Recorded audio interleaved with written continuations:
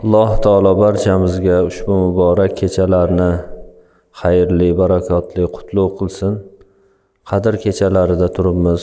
Ko'pchilik ulamolar qadr deb e'tirof qilgan kechada, ya'ni 27-kechada turibmiz. Ramazonning 27-tog' kechasida Alloh taolo barchamizga qadrni topishlikni, qadr kechasidan bahramand bo'lishlikni, ushbu kechada ibodatlar qilishni, duolar qilishni va gunohlari mag'firat qilingan, kechirilgan holatda chiqishni nasib qilsin.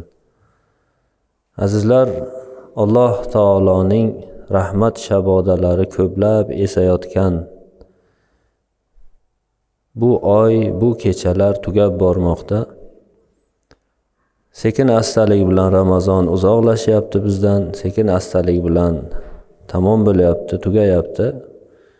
Oxirida juda katta harakat bilan, ko'p jiddiy jahd bilan Alloh taologa muqarrab bo'lishga harakat qilib qolishimiz kerak. Chunki Alloh taolo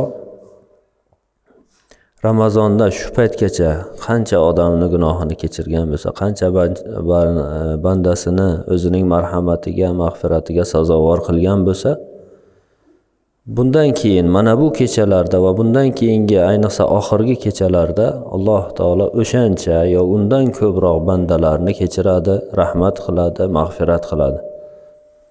Shuning uchun payg'ambar alayhissalomning hadislarini bir necha marta takrorladik. Ramazonda gunohi kechirilmay chiqqan odamni holiga voy bo'lsin dedilar. Ya'ni juda ko'p odamlarni Alloh taolo kechiradi, juda ko'pchilikni, ko'p bandalarni kechiradi. Shularni qatoriga kirib qolishimiz kerak. Shularni qatoridan bo'lib qolishimiz kerak. Alloh mag'firat qilgan, Allohning rahmatiga uchragan, Allohning rahmatiga sazovor bo'lgan bandalari qatoriga bo'lishimiz kerak. Do'zaxdan nomi o'chgan bandalari qatorida bo'lishimiz kerak. Itqum minan niron, do'zaxdan ozod qilingan bandalari qatoriga bo'lishga harakat qilaylik. Chunki bu oxirgi 10 kunlik Alloh taolo ko'plab bandalarni do'zaxdan ozod qiladi. Har bir insonning nomi do'zaxda ham bor. Do'zaxiylar qatorida bor. Chunki inson baribir mukallaf, yaxshi amal qilish yoki yomon amal qilish ixtiyori berilgan unga. Jazosi bor va mukofoti bor. Agar yomon yo'ldan ketsa do'zaxiy deb do'zaxiylar safiga kiritiladi, yaxshi yo'ldan ketsa jannatiylar safiga kiritiladi. Ehtimolan do'zaxiy bo'lib qolish ehtimolidan kelib chiqib, ya'ni do'zaxiy bo'lib qolishi mumkinligidan kelib chiqib, do'zaxiylar safida ham nomi bor har bir insonni. Alloh taolo mana shu oylarda, mana shu kunlarda to'g'ri ibodat qilganlarni o'sha ro'yxatdan o'chiradi nomini. Inshaalloh barchamiz umid qilamiz, o'sha do'zaxiylar ro'yxatidan nomimiz o'chgan bo'lishini, ota-onalarimizni, ahli oilalarimizni, farzand va zurriyotlarimizni nomi do'zaxiylar ro'yxatidan o'chgan bo'lishini Allohdan yolvorib so'raymiz. Innal abrara lafi na'im, hozir o'qigan oyatlari qorakani. Buyuk oyatlar, juda katta ma'no kasb etgan oyatlar. Alloh taolo aytadiki, innal abrara lafi na'im, al-abrar yaxshi insonlar, Allohga yaqin bo'lgan muqarrab insonlar ne'matlar ichidadirlar. Alloh taoloning ne'matlari qurshovidadirlar. Ne'matlariga g'arq bo'lib yotadilar jannatda. Alal aroiki yanzurun, ular so'rilarda qarab o'tiradilar, bir-birlariga qarab suhbatlashib, jannatda so'rilarda o'tiradilar. Ta'rifu fi wujuhihim nadratan na'im, ularning yuzlaridan ne'matning go'zalligini, ne'matning qanchalik buyuk ekanligini ularning yuzlaridan ko'rasan. Ya'ni ne'mat ichida yurganliklari uchun yuzlari shu qadar go'zal bo'lib ketadiki, yuzidan qaragan odam bu ne'matdagi odam, Allohning ne'mati ichida yuribdi deb biladi. Yusqawna min rahiqin maxtum, jannat sharoblari bilan sug'oriladilar, suv beriladilar. Xitamuhu misk, u sharoblarning oxirida mushki ambarning hidi kelib turadi. Shunday bir g'ayrotabiiy, g'ayrioddiy, go'zal, shirin, lazzatli, totli sharoblar bo'ladi va Alloh taolo oyatning oxirida aytadiki: "Va fi zalika falyatanafasil mutanafisun." Musobaqa qiladiganlar, harakat qilmoqchi bo'lganlar, jiddiy jahd qilmoqchi bo'lganlar mana shu bobda, mana shu borada, shu maydonda musobaqalashsin deydi. Musobaqa maydoni aniq, ibodat. Alloh taoloning roziligiga erishish uchun musobaqa qiladi mo'min kishi. Alloh taologa muqarrab bo'lishlik uchun musobaqa qiladi mo'min kishi, musulmon kishi. Alloh taoloni tanishlik uchun ilm olishlik yo'lida musobaqa qiladi haqiqiy mo'min. Ilm yo'lida musobaqa qiladi. Alloh taoloni bandalariga yaxshilik qilishlik uchun, Alloh taoloning bandalariga, maxluqotlariga, xalqqa, millatiga o'zini jamiyatiga manfaati tegishlik uchun ilm olib, ixtirolar qilib, yaxshiliklar qilishga musobaqalashadi. Alloh uchun qiladi bu narsalarni. Mana shu musobaqa maydoni. Fahshu fujurga, yomonliklarga, behuda narsalarga musobaqa qilmaydi inson. Haqiqiy musobaqa maydoni shu musobaqa maydonida, Allohning roziligini topishlik musobaqasi maydonida kim birinchi, kim o'zib ketadi? Kimki mana shu kechalardan to'g'ri foydalansa. Alloh taolo aytayaptiki: "Laylatul qadri khayrun min alfi shahr." Qadr kechasi 1000 oydan yaxshi. Alloh taolo aytayapti, 1000 oy bir kishi ibodat qilgan bo'lsa, 1000 oy 83 yildan ziyodroq bir kishi kunduzlari faqat roza tutgan bo'lsa, kechalari uxlamasdan, umuman uxlamasdan, dam olmasdan qiyomul laylga turib, qoyim bo'lib ibodat qilib chiqqan bo'lsa kechalari, ana shu 1000 oylik ibodatidan bir kechani uyg'oq o'tkazishligi Muhammad sallallohu alayhi vasallam ummatlari va Muhammad sallallohu alayhi vasallamning hurmatlaridan o'sha ummatning bir kechani bedor o'tkazishligi ibodat bilan 1000 oylik ibodatdan yaxshiroqdir deydi Alloh taolo, afzaldir deydi. Bu Allohning va'dasi azizlar. Bu yengil aytiladigan gap emas. Oddiy gap emas bu. Allohning va'dasi. Alloh taolo aytayaptiki, Qadr kechasini go'yoki aytayapti. Qadr kechasini men 1000 oylik ibodatdan afzal qildim deyapti. Tamom. 1000 oylik ibodatdan yaxshi deb e'lon qildim. Alloh taolo va'dasiga hech ham xilof qilmaydi. Hech qachon Alloh va'dasini qo'yib boshqasini qilmaydi. Va'dasiga vafo qiladi Alloh. Shuning uchun bu kechani, mana shu Qadr kechalarini, Ramazonning oxirgi mana bu muborak kechalarini bedor o'tkazsak, ibodat qilsak, duolar qilsak, inshaalloh Qadr kechasini topamiz va o'sha 1000 oylik ibodat maqomiga, Allohga muqarrab bo'lish maydonda, musobaqada yutishlik maqomiga, zafar qozonishlik maqomiga erishamiz inshaalloh.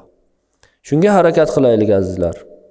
Payg'ambarimiz sollallohu alayhi vasallam aytadilar: "Ihris ala ma yanfa'uk." Ey inson, ey mu'min, o'zingga manfaatli bo'ladigan narsaga harakat qil deydilar. Haris bo'l.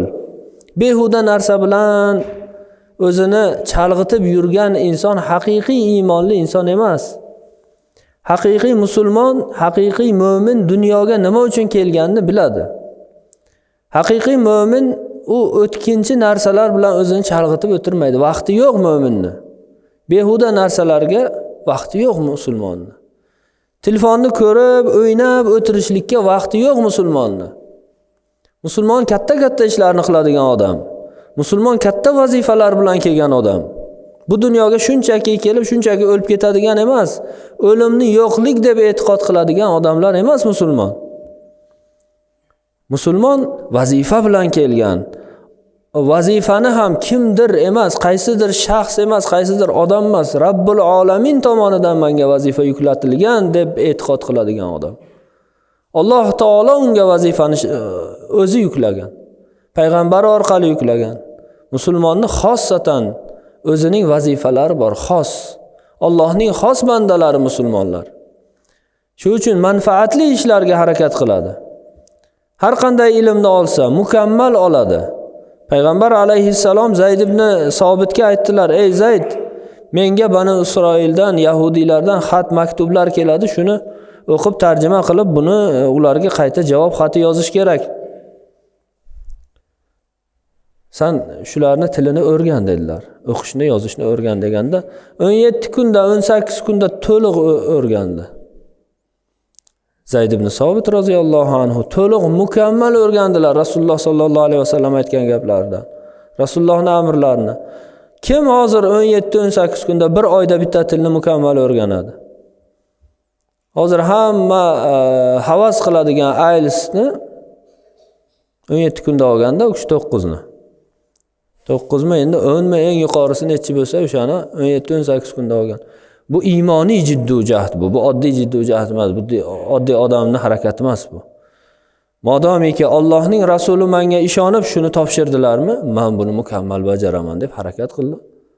Bir oyga bormasdan tilni mukammal o'rganib, ulardan keladigan maktublarni tarjima qilib, ularga bemalol o'zining eng yaxshi, eng adabiy tilda maktub yozib qayta jo'natadigan holatga keldi. Bu Payg'ambar alayhissalomning tarbiyalagan ummatlari bular. Ihris ala ma yanfa'uk, manfaatli narsaga haris bo'l, senga foyda keltiradigan narsalarga, ya'ni dunyo uchun va oxirating uchun foydali bo'lgan narsaga harakat qil dedilar, behuda narsalar bilan chalg'ima. Vasta'in billah, Allohdan yordam so'ra bu narsalarda. Bu borada Allohdan yordam so'ra, Allohga suyangin, va la ta'jaz. Va ojiz bo'lmagin, buni qila olmayman men. Bunga kuchim yetmasa kerak, bunga meni salohiyatim yo'q, meni zehnim yo'q, boshqa 60 ga kirgan odamlarning gaplari bilan, 70 ga kirgan odamlarning gapi bilan o'zingga o'zing bahona qidirma deyaptilar. Wala ta'jaz. Bir urin, 2 urin, 10 marta, 100 marta urin. Har bir urinish ibodat mo'min uchun. Haq yo'lda, yaxshi yo'lda, har bir urinishi ibodat. Men endi yoshim o'tdi, men unday qila olmayman, bunday qila olmayman. Hamma ishga inson qila oladi, hamma ishga vaqti yetadi. Bahona qilmaslik kerak. Musulmon har bir ishda peshvo bo'lish kerak. Har birimiz. Alloh taolo bizni har birimizni peshvo bo'lishimizni Alloh taolo xohlaydi. Shuning uchun solih bandalar, payg'ambarlar qilgan duolarni Alloh taolo keltirar ekan Qur'oni Karimda. Aytadiki, ular nima derdilar? Vaj'alna lil muttaqina imama, bizni taqvodorlarga peshvo qilgin deb duo qilardilar. Alloh taolo mana shu duoni maqtaydi. Bizni taqvodorlarga, ya'ni Alloh taoloni biladigan, taniydigan, Allohning yo'lida yuradigan eng mukammal insonlarga, komil insonlarni peshvosi qilgin. Ulardan eng old safidagi, birinchi safdagi odamlardan qilgin deb duo qiladilar deb Alloh taolo ularni maqtaydi. Payg'ambarimiz sollallohu alayhi va sallamga Alloh taolo birinchi ilk vahiylarni nozil qilar ekan. Nima dedi? Ya ayyuhal muddassir, qum fa anzir dedi. Qum dedi, qiyomga buyurdi. Ey muddassir, ey o'ralib yotgan inson, turing dedi. Tur dedi. Fa anzir, ularni ogohlantir. Qavmingga Alloh taoloning buyruqlarini yetkaz. Qavmingni Alloh taolo qaytargan narsalardan qaytargin. Alloh taoloning azobidan ogohlantir ularni dedi. Qum fa anzir, tur va ogohlantir dedi.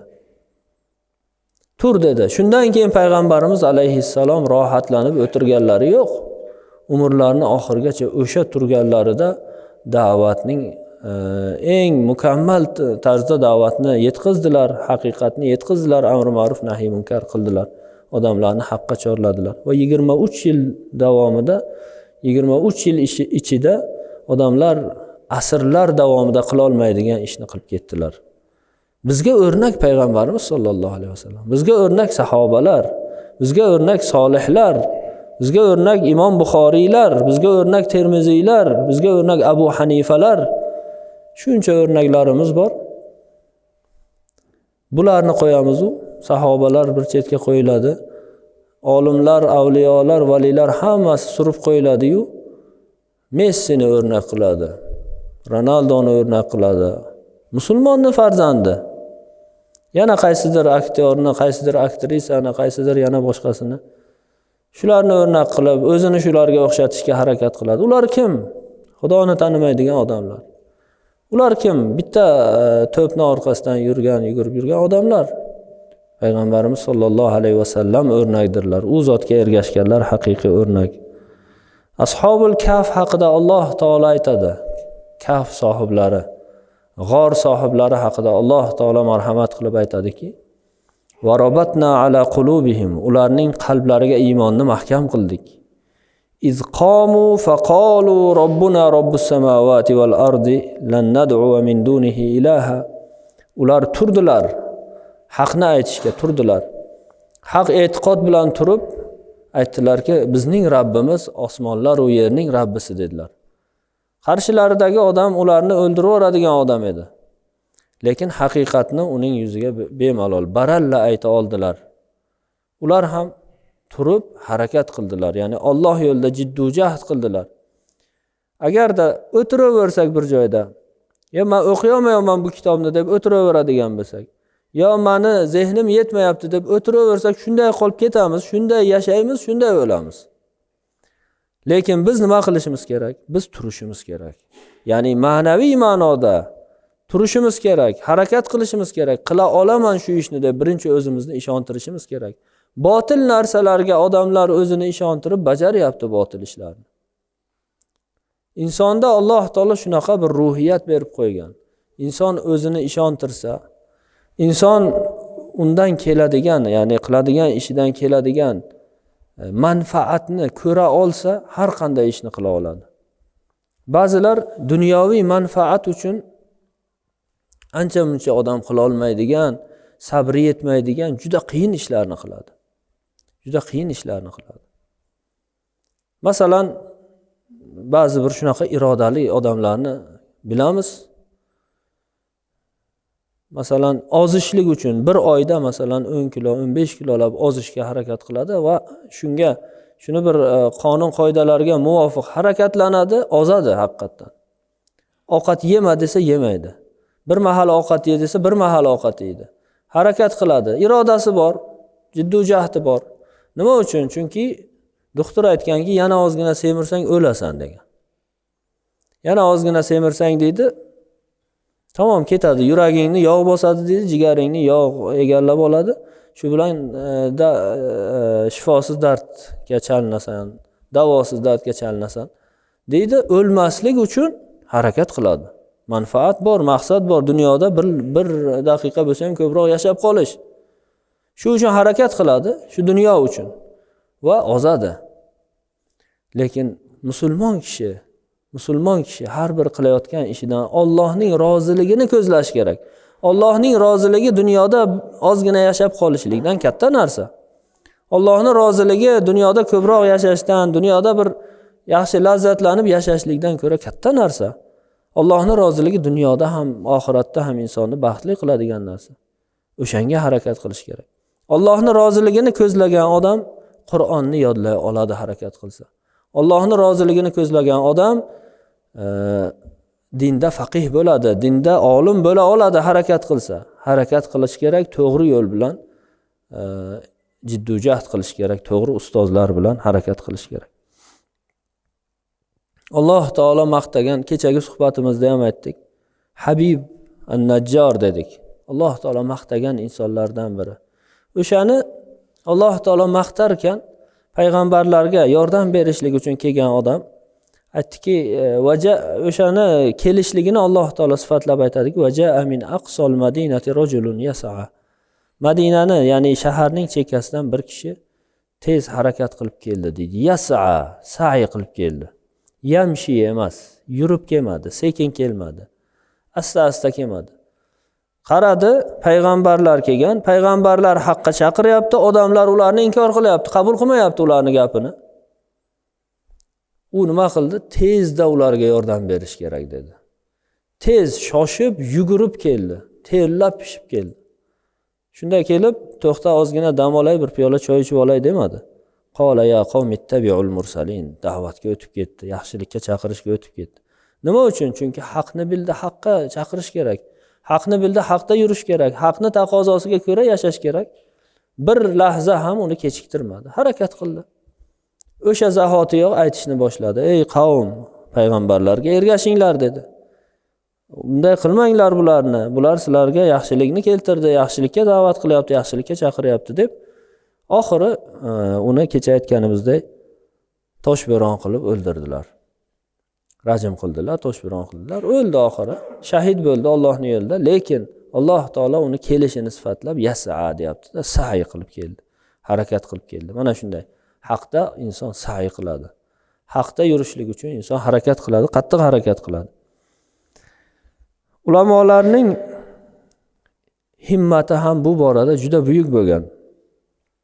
Vahb ibn Munabbihdan so'rashgan ekan, musulmon, haqiqiy musulmonning sifati qanday bo'ladi deganda aytadilarki, yaqtadi biman qablah va huwa imamun liman ba'da. Haqiqiy musulmon, mo'min kishi o'zidan oldingi haq yo'ldagilarga ergashadi, o'zidan keyingilarga peshvo bo'ladi deydilar. Oddiy odam bo'lib yashashlikka rozi bo'lmaydi. Hamma sohada peshvo bo'lishga harakat qiladi deydilar haqiqiy mo'min. Demak, shunga harakat qilishimiz kerak. Shunga harakat qilish bizni, ayniqsa tolibi ilmlarni burchi bo'ladi.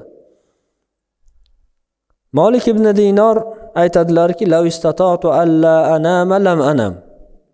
Agarda uxlamaslik imkoniyatim bo'lsa, uxlamasdim. Ya'ni mana shu tabiat bo'lmasa insonda uxlamasdim deydilar. Payg'ambar alayhissalomdan rivoyat qilingani uyqu borasida. Uyqu borasida sahobalardan, Payg'ambar alayhissalomdan o'zi rivoyat qilingani kanu yanamuna g'alabatan deyshadi. Uyqu bostirib kelib juda bir bo'lmay qolganda uxlashardi deyshadi. Uyquni chaqirishmasdi. Birinchi hozir yotaveray, uyqung kelyaptimi desa, yo kelmayapti, hozir yotsam birozdan keyin keladi. Yo uyquni chaqirishmasdi. Ular haq yo'lda sobit turishardi, ibodat bilan mashg'ul edi, haqqa chaqirish bilan mashg'ul edi, ilm bilan mashg'ul edi. Juda bo'lmay ketib uyqu bosib kelaversa agar qiynalib qolsa, keyin ozgina mudrab olishardi, ozgina uxlab olishardi. Malik ibn Dinor aytayaptilarki, agarda uxlamaslik iloji bo'lsa uxlamasdim. Nima uchun? Mahofata ayyanzilal azab va ana naim deydilar. Men uxlab turganimda, uxlab yotganimda azob tushib qolishidan qo'rqib deydilar. Azob meni ustimga azob tushsa-chi deydilar. Shundan qo'rqib men uxlashni xohlamayman deydilar. Walaw wajadtu a'wanan, agar menga yordamchilar bo'lsa edi deydilar, yordamchi topganimda la farraqtuhum fi sa'irid dunya kulliha yunaduna an-nar an-nar. Agar menga yordam beradiganlar bo'lsa, butun dunyoga tarqatardim shularni deydilar. Hamma joyda ey odamlar do'zaxdan ehtiyot bo'linglar, ey odamlar do'zaxdan ehtiyot bo'linglar, do'zaxdan saqlaninglar deb nido qilib turadigan odamlarni, jarchilarni qo'yib qo'yardim agar meni qo'limda bo'lsa deydilar. Bular qiyomatni, do'zaxni ko'rib turganday yashashgan azizlar. Jannatni ko'rib turganday unga harakat qilishgan. Alloh taoloni ko'rib turganday ibodat qilishgan. Ato ibn Abi Robah aytadilarki, la an ara fi bayti shaytonan khayrun min ara fihi wisadatan. Men uyimda shaytonni ko'rishligim deydilar. Uyimda yostiq ko'rishdan yaxshiroqdir deydilar men uchun. Uyda uxlaydigan joy, to'shak bor-ku. Endi Ato ibn Abi Robahning gaplari bu. Buyuk tobiinlar, Abu Hanifaning ustozlarining gapi. Nima uchun desa, agar yostiqni ko'rsa inson uyquga moyil bo'ladi, uyqu kelishni boshlaydi. To'shakni ko'rsa uyqu kelishni boshlaydi. Shaytonni ko'rsa auzubillah desa qochadi deydilar. Lekin yostiqni ko'rsa insonning nafsi unga tortaveradi. Tushundingizmi? Bu bizdan ancha yuqori gaplar, bizni fahmlarimizdan, bizni tushunchalarimizdan ancha yuqori gaplar. Buni tushunishimiz qiyin bizni. Xuddi ertaga aytganday bo'laveradi hozirgi bizga nima qilgan. Nima uchun bular qanday uyqudan buncha qochishardi? Biz tasavvur qila olmaymiz-da buni. Biz masalan 7 soat uxlamasak uyqu bir joyiga tushmaydi. 6 soat uxlamasak joyiga tushmaydi. Ular buncha uxlamagan, birortasi uxlay olmagan. Nimaga? Chunki biz qornimiz to'q. Qorin to'ygandan keyin insonda uyqusi keladi. Tabiiy bu tabiiy jarayon, bog'liqlik. Ularning qorni to'ymagan. Payg'ambarimiz sollallohu alayhi vasallam aytadilarki, bihasbi imri'in luqaymatun yuqimna sulbah deydilar. Kishiga yetarlidir deydilar. U badanini, gavdasini ko'tarishlik uchun yetadigan bir necha luqmalar yesa kifoya deydilar. Yetarli o'sha. agar fa in kana la budda minhu, agarda shunchalik ko'p yegisi kelsa inson nima qilsin? Oshqozonni 3ga bo'lsin. 3dan biri ovqat uchun bo'lsin deydilar. 3dan biri. 3dan biri suvga ajratsin, qolgan 3dan biri nafasiga qolsin deydilar. Ha? Ma mala ibn Adam vi'an sharran min ma'idatihi. Payg'ambar alayhisalom yana bir hadislarda, shu hadisda boshida keladi. Inson oshqozondan, ya'ni qornidan ham ko'ra yomonroq idishni to'ldirmaydi deydilar. Eng o'sha inson to'ldirgan idishlarning ichida eng yomoni qorni, boshqozoni. Oshqozonni to'ldirgandan keyin insonda har xil kasalliklar paydo bo'ladi, uyqu keladi, g'aflat bosadi, zehn o'tmas bo'ladi, charxlanmaydi, nima deyotganini tushunmaydi. Ustoz bu yoqda dars o'tib o'tirsa uyqusi kelaveradi. Savol beradi keyin ba'zilar, savol beradi, ustoz deydi. Odam ustozni eshitib tursa-yu fiqhiy savol beradi-da, chiroyli qilib beradi. Ustozni ovozini eshityapti, nima deyotganini tushunmasa tahorati buziladimi deydi. Qarang. Faqih. Nima deyotganini tushunmayapti, uyqudan, ya'ni chala uxlagan. Nima uchun chala uxlaydi? Chunki qorni to'q, qorin to'ygandan keyin uyqu keladi. Miya shu bilan ovora, mana bu qorindagi narsalarni hazm qilishlik bilan yoqqa bu yoqqa qonga, boshqa joyga haydashlik bilan ovora miya. Boshqa narsaga ana fikrlashga, zikr qilishlikka, kitoblarni yoki ma'lumotlarni to'g'ri tartiblashlikka, tushunishlikka miyani hali vaqti yo'q. Vaqti yo'q. Bu ketishda vaqti bo'lmaydi ham bu miyani. Chunki biz shunday o'rganganmiz, tug'ilganimizdan yaxshi yedirishadi, to o'lguncha. Oxirida bechora yeb odam o'lib ketadi. Ko'pincha yeyishdan o'ladi odam. Kasalliklarning eng ko'pi yeyishdan bo'ladi. Shuning uchun buni oldini olish kerak. Bularni ustun tarafi, bular o'zidan o'zi uxlamaydigan odamlar bo'lib qolmagan, salaf solihlar, olimlar. Kam yeyishgan. Shu o'zi yurishi uchun, kuchga yetarli, ya'ni kuch paydo bo'lishligi uchun yeyishgan bo'ldi. Yashash uchun yeyishgan. Yeyish uchun yashashmagan. Yashash uchun yeyishgan.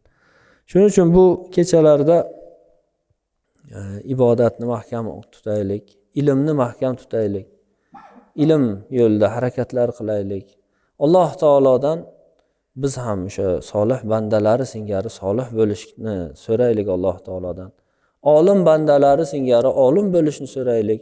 O'zimizdan ham, farzand va zurriyotlarimizdan ham haqiqiy Alloh taologa muqarrab bo'lgan, Allohning yo'lida xizmat qiladigan olimlar chiqishini so'raylik. Alloh taolo barchamizni duolarimizni, ibodatlarimizni qabul qilsin, gunohlarimizni kechirsin, qadr kechasini fayz va barakasidan barchamizni bahramand qilsin. Assalomu alaykum va rahmatullohi va barakatuh.